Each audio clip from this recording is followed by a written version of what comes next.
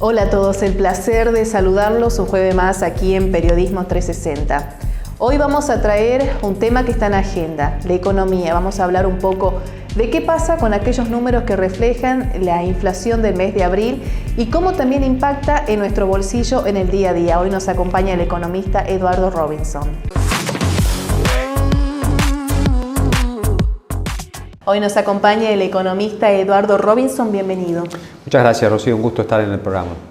Bueno, hace poco se dio a conocer el índice de la inflación del mes de abril, 8,8%, con una interanual del 289, casi un 290%. Vamos a decir que estamos en el podio a nivel global en cuanto a inflación. Pero el presidente puso una imagen en su red social abrazando al ministro de Economía, Luis Caputo, y gol. ¿Es para festejar esto? Bueno, depende de lo que uno mire. Si uno mira que la inflación empieza a desacelerarse, es decir, durante la gestión Milei lo que hemos visto es una permanente disminución en la tasa de inflación. Entonces, si uno mira solamente esa parte, bueno, es para festejar o para ser cautos en cuanto a que hay alguna esperanza de que la inflación tienda a ceder más. Ahora, si nosotros miramos estos valores que vos decías de inflación, el 8,8, que en la práctica es 9%, redondeando en los números, y si tenemos en cuenta que tenemos una inflación en los últimos 12 meses acumulada del 290%, como bien decías, bueno, eso no es tanto para alegrarse, porque claramente si giramos ese razonamiento vamos a darnos cuenta de que bueno, el poder de compra se ha deteriorado muchísimo en los últimos meses, que estamos con una recesión bastante profunda, y entonces, bueno, esa es como una contracara de todo este proceso inflacionario que estamos teniendo. Entonces, por un lado es bueno porque en la medida en que disminuya la inflación, eso recupera el poder de compra. Pero, ¿qué pasa? Por ahora las preguntas pasan, Rocío, por cómo se va a empezar a recuperar la actividad económica. ¿Cuándo? ¿Cuál va a ser el motor? Si estamos tocando piso en cuanto de la caída, estamos tocando piso, o la economía puede caer incluso un poco más. Entonces, estas son todavía las preguntas que tenemos prácticamente ya acercándonos a mitad de año, con lo cual hay algunas proyecciones digamos, de sectores que empiezan a tener en todo caso algún atisbo, algún inicio de recuperación de la actividad.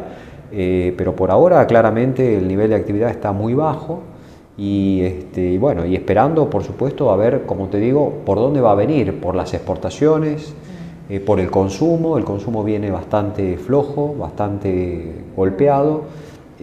Puede haber o no una recuperación de la inversión, pero es muy difícil porque hoy en día la capacidad productiva, hay una capacidad productiva ociosa muy elevada, entonces hasta que no se reduzca esa capacidad productiva, por ahora la inversión es digamos, es complicado que empiece a traccionar la inversión. Entonces nos estamos preguntando, bueno, ¿por dónde puede empezar a aparecer esa recuperación de la economía, ¿no? Robinson, es importante, bueno, para el día a día de todos nosotros, decir cuándo comenzamos a sentir en el bolsillo que realmente está bajando la inflación. Bueno, empezamos a sentir cuando realmente disminuye la tasa de inflación y empieza a recuperarse el poder de compra. Por ahora los salarios están perdiendo contra la inflación, y esto no es de este año, sino que ya venimos de varios años donde lo que se observa es que hay una pérdida muy fuerte del poder de compra. Entonces, la inflación, recién dábamos números, ¿no? 290% en 12 meses, pero en el acumulado del primer cuatrimestre del año tenemos una inflación del 65%. Exacto. Entonces, los salarios claramente no se han incrementado en esas tasas, y entonces hay una pérdida de poder de compra. En la medida en que vaya bajando la inflación, va a empezar a recuperarse el poder adquisitivo. Ahora, ¿qué va a pasar con el mercado laboral? Un mercado laboral que empieza a preocupar. ¿Por qué? Porque la caída del nivel de actividad económica y bueno, hace que el mercado laboral empiece a debilitarse y eso está trayendo cierta preocupación porque no solamente se tiene que recuperar el poder de compra, sino que no tiene que bajar demasiado el empleo, porque si disminuye el empleo, también vamos a tener problemas para evitar que el consumo siga demasiado bajo. Ahora, lo importante no es tanto recuperar consumo, recuperar la actividad económica a partir de la inversión, a partir de lo que tiene que ver con una economía que vaya generando competitividad, una economía que vaya atrayendo inversiones, que se pueda reactivar el crédito. Ya estamos viendo algunos bancos que están sí, es cierto. Ofreciendo créditos hipotecarios, que están haciendo punta. Hay aproximadamente una decena de bancos que han salido con ofertas al mercado y es probable, subrayo la palabra probable, que empiece a haber alguna reactivación del crédito, disminución de, por ejemplo, lo que tiene que ver con tasas de interés para financiar tarjetas de crédito, es decir, el crédito de todos los días, la tarjeta de crédito, ¿no? Claro. Que empiecen a aparecer plazos un poco más prolongados, con menores intereses, por ejemplo para electrodomésticos. Entonces me parece que no es solamente el consumo, sino cómo ese consumo empieza a tener mejor calidad crediticia, financiamiento, y eso me parece que por ahora son indicios que se están viendo, pero por ahora, como te digo, no está muy claro el panorama de cuándo y cómo es la recuperación de la actividad económica, ¿no? Recién hablaba e hizo mención sobre la ley base. Sí. Su mirada, ¿qué cree que va a pasar? ¿Cree que la van a aprobar? ¿Cree que va a volver a la Cámara de Diputados? Sí, yo creo que va a ser modificada en el Senado y que va a tener regreso a la Cámara de Diputados con las observaciones que haga el Senado y que finalmente se terminará aprobando con, todas las modificaciones que se vayan implementando y todo eso, pero me parece que los instrumentos legales para que pueda llevar adelante una gestión, son importantes. A mí me parece que son importantes porque el gobierno, el presidente Milei siempre dice que esto no es algo en lo inmediato, sino que es para una especie de mediano plazo, un largo plazo, para ir modificando la estructura económica de Argentina.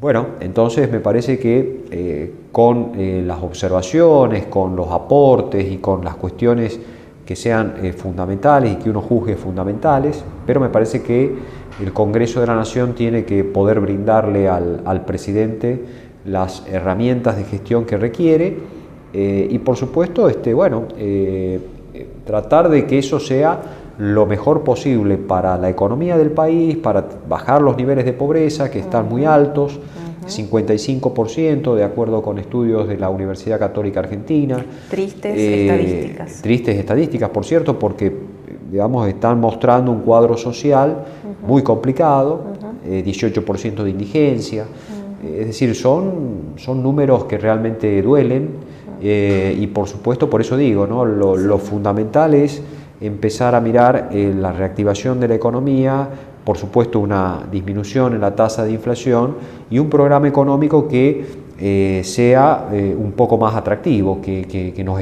entusiasme un poco más, ¿no?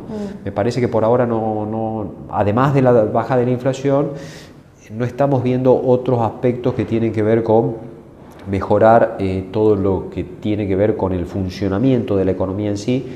Y vos me dirás, pero bueno, eso va a depender también del Congreso, de lo que decíamos recién. Le falta al gobierno las herramientas que está pidiendo. Bueno, es probable entonces que el Congreso tenga un poco, en todo caso, más de esa visión de poder otorgarle al Poder Ejecutivo los instrumentos que cree necesarios para poder llevar adelante la gestión. Se estima, uno hace como un pequeño análisis de que la ley base puede salir entre el 20 de junio o el 9 de julio, pero muchos más dicen el 9 de julio. Si llegara a ser así, existe la posibilidad de que el presidente venga a nuestra provincia. Eso sería un fuerte respaldo para el gobernador. Bueno, el gobernador viene apoyando la gestión de Javier Milei, es decir, yo creo que el gobernador Jaldo viene, por supuesto, tratando de apoyar, porque sabe que es importante que a la nación le vaya bien para que a las provincias le vaya bien. Entonces me parece que tiene que ser lo suficientemente pragmático como para ser suficientemente de una visión más global, una visión un poco más general y no una visión de muy corto plazo, ¿no? A eso me parece fundamental. Robinson, ya para cerrar la entrevista, siempre es un placer hablar con usted. Por favor. ¿Qué se espera en estos últimos meses? Mira, Rocío, yo creo que lo que podemos esperar es un escenario donde empiece a haber una disminución más significativa en la tasa de inflación, y yo quiero ser optimista, elijo ser optimista, entonces creo que puede haber una reactivación, no en forma de V corta como muchos decían al comienzo de año, sino una reactivación mucho más lenta, pero reactivación al fin, y el gran desafío del gobierno no es solamente recuperar la economía, sino que la economía empiece a tener un sendero de crecimiento mucho más sólido del que hemos visto en los últimos años, ¿no? Gracias, Robinson. Gracias, Rocío, a vos, un gusto como siempre, muy amable. Compartimos una breve pausa publicitaria, a la vuelta regresamos con más. Gracias. Agrupación 25 de mayo, muy buenos días. Saludar en el Día de la Patria a todos los tucumanos y tucumanas, decirle que hoy, desde la Plaza Independencia, el principal paseo público, desde frente de la Casa de Gobierno, tanto el gobierno de la provincia conjuntamente con el pueblo, hemos rendido un homenaje a nuestros próceres, aquellos que en el año 1810 empezaron a dar sus primeros pasos en busca de la independencia, para ir forjando una patria. Por eso todos los días cada uno de nosotros, desde el lugar que nos toque, desde el puesto de trabajo, desde el lugar que desempeñemos diariamente, tenemos que plantearnos todos los días cómo y qué hacemos para consolidar la patria que nos dejaron nuestros próceres y para que cada día se haga más grande. Gobierno de Tucumán. Osvaldo Jaldo, gobernador. Desde el interior venimos con nuestra experiencia, con nuestra historia, a hacer nuestro aporte al debate de la política tucumana y, ¿por qué no?, la política nacional. Desde acá, desde la legislatura, estamos presentando proyectos porque queremos el bienestar de todos los tucumanos. Trabajar por la gente, acompañando al mundo de la producción, y desde Famayá le podemos demostrar que sí se puede transformar, que son importantes para multiplicar las mejores condiciones de vida para nuestra gente. Un abrazo grande, siempre con ustedes, y nosotros también contamos con ustedes.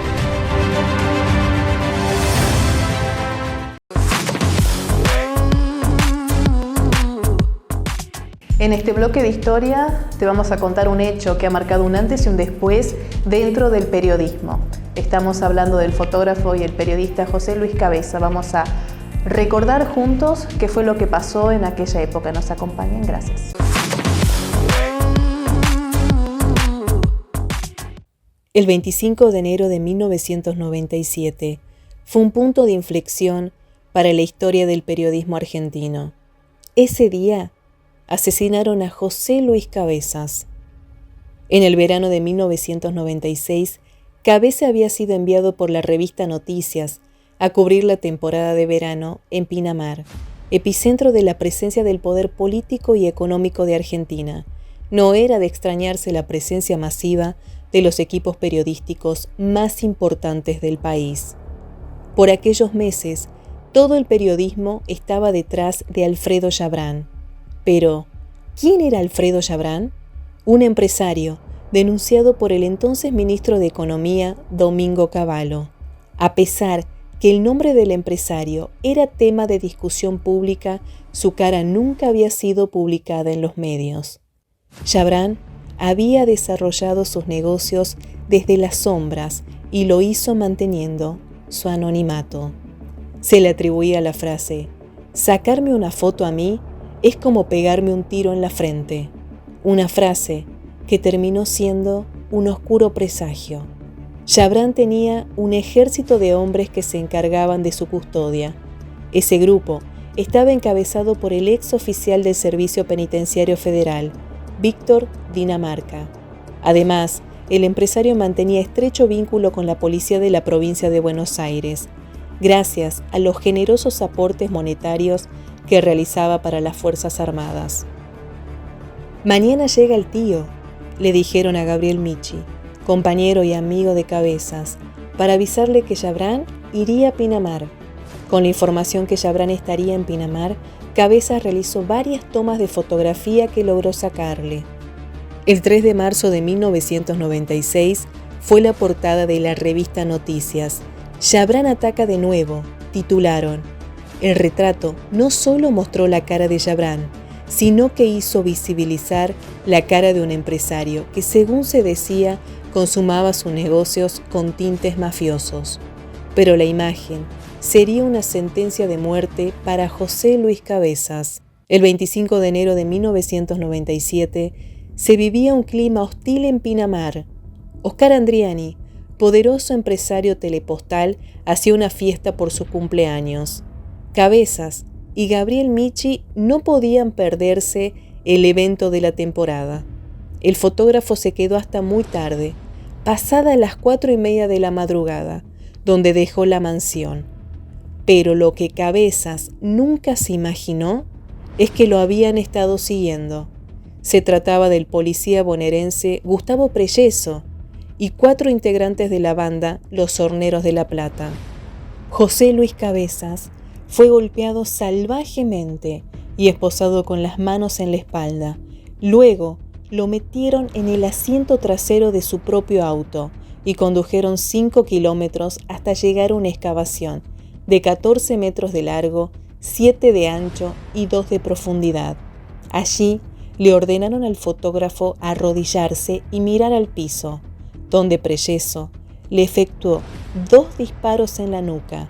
Después, colocaron el cuerpo ya muerto de Cabezas en su propio auto, lo rociaron con alcohol y le prendieron fuego. Gregorio Ríos, jefe de la custodia de Chabrán, recibió cadena perpetua, al igual que Gustavo Prelleso, autor material del crimen, y otros policías por haber liberado la zona. La esposa de Prelleso, Silvia Belowski, declaró el 15 de mayo de 1998 que su marido le había confesado que Chabrán había ordenado la muerte de Cabezas, y en consecuencia el magistrado a cargo de la causa libró una orden de detención internacional en contra del empresario. En mayo del año siguiente, el juez José Machi ordenó la detención del empresario, y Chabrán pasó a la clandestinidad. Fue el prófugo más buscado de la Argentina, hasta el 20 de mayo de 1998, donde, encerrado en el baño de su estancia San Ignacio de Entre Ríos, decidió suicidarse. La sociedad reaccionó y se hizo eco de una emblemática frase que ocupó todas las redacciones del país: no se olviden de Cabezas.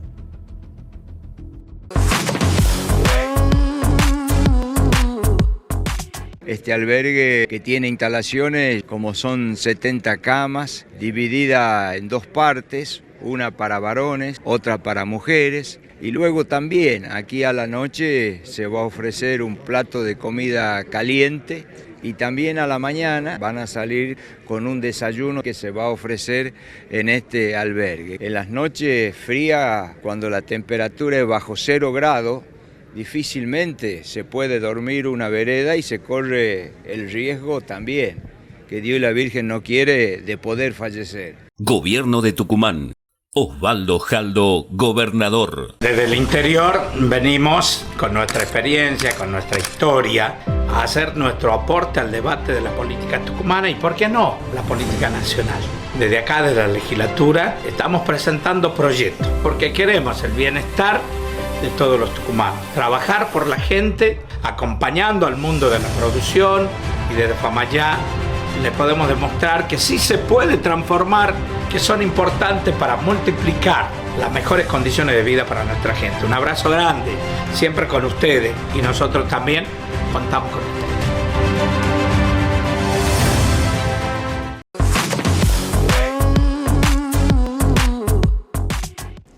En este segmento, la licenciada Guadalupe Nuno nos cuenta qué pasa cuando enfrentamos miedos y cuánto nos paraliza a la hora de entregar un examen, a la hora de hablar en público y la importancia de la oratoria. Es por eso que ella en este segmento nos va a brindar herramientas para gestionar esos miedos que a veces no nos dejan avanzar. Espero que juntos compartamos este bloque y aprendamos todos. Gracias.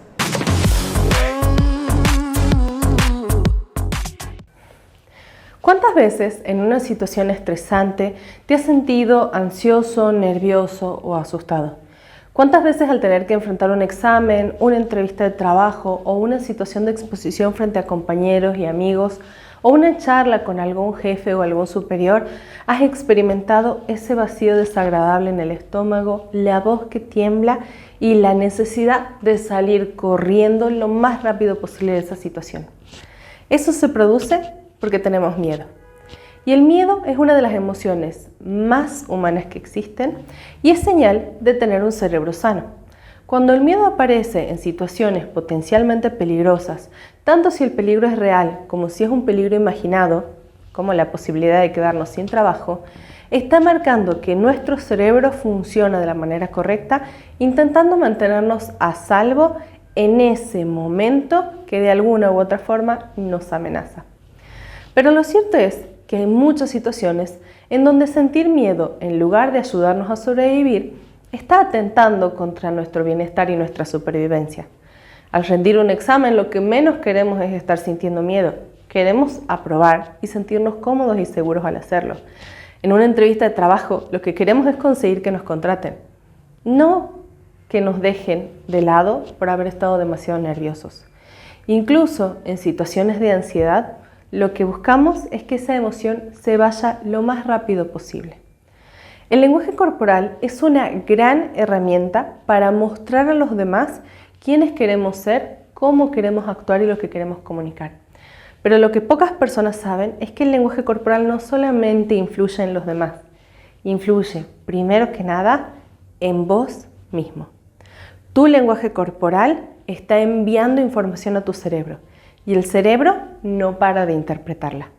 Así que una gran manera de liberarnos de todas estas emociones que cargamos negativamente es empezar a manipular nuestro cuerpo para que nuestro cerebro reciba la información que nosotros queremos y a partir de esa información transformar la manera en la que nos sentimos. Se realizó un estudio en Estados Unidos en donde se les pidió a actores que durante un promedio de 2 a 3 minutos interpretaran con su rostro una emoción, sin sentirla, sin pensar en nada asociado con la emoción, solamente tenían que hacer el gesto. Y lo que se descubrió fue que después de 2 minutos, el cerebro empezaba a generar cambios físicos, químicos y hormonales asociados a esa emoción. Si la emoción era alegría, la temperatura del cuerpo subía. Si la emoción era miedo, empezaban a tener palpitaciones y la respiración se aceleraba. Si la emoción era tristeza, la temperatura del cuerpo bajaba. Podemos hacer esta manipulación de diferentes maneras, pero una de mis favoritas fue la que expuso la psicóloga social Amy Cuddy en su charla TED. Cómo el lenguaje corporal puede transformar nuestra identidad. Y lo que ella propone después de varios estudios realizados en las universidades de Harvard y Yale es una postura que se conoce como postura de poder. Lo que podemos llamar también la postura de la Mujer Maravilla. Esta postura de poder lo que provoca es un aumento en la testosterona, que es la hormona de la fuerza, el poder y la seguridad, y una disminución considerable en el cortisol que produce nuestro cuerpo, que es la hormona que se libera naturalmente en situaciones donde estamos estresados, nerviosos o asustados. ¿Cómo se hace esta postura de poder? Hay muchas maneras distintas de hacerla, pero la más fácil y conocida es la sabida postura de la Mujer Maravilla. Se separan los pies tratando de que la amplitud sea un poco mayor que la altura de las caderas. Se ponen las manos en la cintura, se abre el pecho, se saca pecho, se toma aire profundo y para que este truco funcione debemos mantener esta postura por un mínimo de 2 minutos. Y si esta postura te resulta conocida es porque es la postura que la mayoría de las madres usan cuando van a retar a sus hijos. Un momento en donde efectivamente las madres se sienten muy poderosas. Hay diferentes maneras de hacer la postura de poder, pero siempre que la hacemos, lo que tenemos que buscar es un lenguaje corporal expansivo, que se abra, que nuestro cuerpo respire y siempre, siempre, siempre mantenerla durante 2 minutos. Porque tal como nos dice Amy Cuddy, pequeños cambios, pequeños retoques pueden llevarnos a grandes transformaciones. Así que te invito que empieces a utilizar la postura de poder, pero sobre todo que tengas la oportunidad de compartirlo con otras personas a quienes quizás este conocimiento no llega. Porque todos, entre todos, podemos crear una realidad donde podamos experimentar mayor seguridad, confianza y alcanzar juntos nuestras metas y objetivos soñados.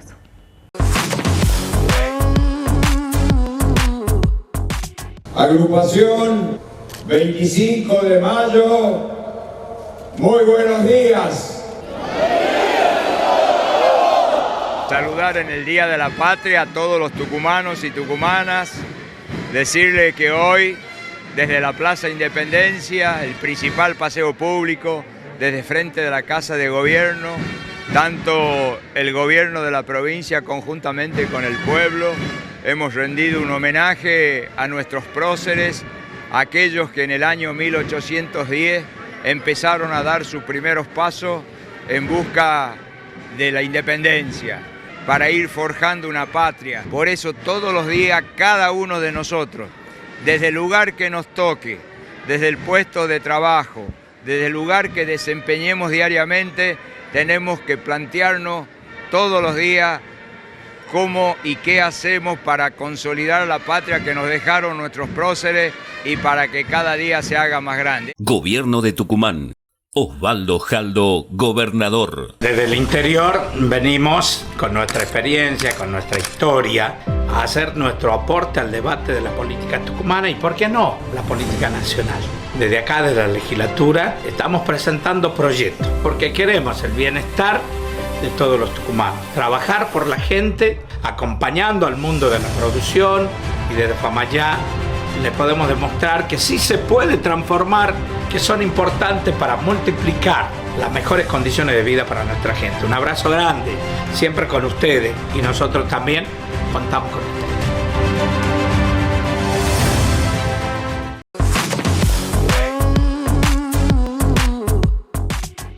Llegamos al final de Periodismo 360. Espero que nos acompañen en nuestras repeticiones y también en nuestras redes sociales. Será hasta la próxima semana. Gracias.